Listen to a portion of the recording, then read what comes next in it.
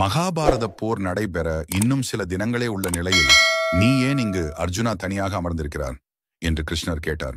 ஒன்றுமில்லை கிருஷ்ணா, ஒரே கவலையாக உள்ளது என்று வினவினான். அர்ஜுனன், உன் கவலை எனக்கு பெறுகிறது.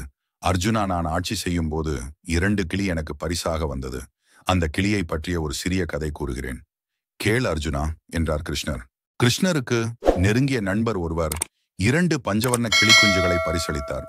பஞ்சவர்ண கிளியை அதிர்ஷ்டத்தின் அடையாளமாக கருதுவர் என்பதால் கிருஷ்ணர் அகமகிழ்ந்து தனது நாட்டின் பறவைகள் பயிற்சியாளரை அழைத்து, இவற்றை நல்ல முறையில் பராமரித்து பறப்பதற்கு பயிற்சி அளியுங்கள் என்று கட்டளையிட்டார்.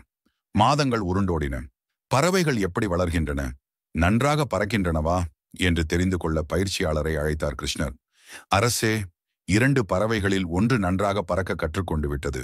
மற்றொன்று எவ்வளவோ முயற்சித்தும் அது அமர்ந்திருக்கும் கிளையை விட்டு நகர மறுக்கிறது என்று கூறினார் பயிற்சியாளர்.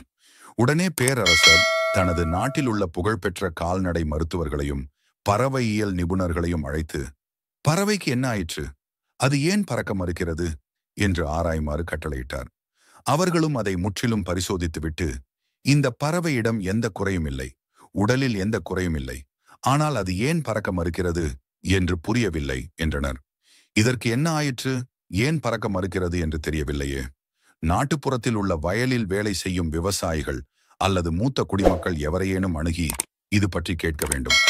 அவர்களுக்கு ஒருவேளை இது பறக்க மறுப்பதன் காரணம் தெரிந்திருக்கலாம் என்று கருதி உடனே காவலர்களை அழைத்து, நாட்டுப்புறத்திற்கு போய் யாரேனும் ஒரு மூத்த விவசாயி ஒருவரை அழைத்து வாருங்கள் என்று கட்டளையிட்டார் கிருஷ்ணர்.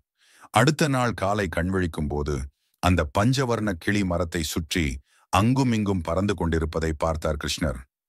ஒரே மகிழ்ச்சி. இந்த அற்புதத்தை செய்தவரை உடனே அழைத்து வாருங்கள் என்றார். அந்த விவசாயி கிருஷ்ணர் முன்பு வந்து பணிந்து நின்றார்.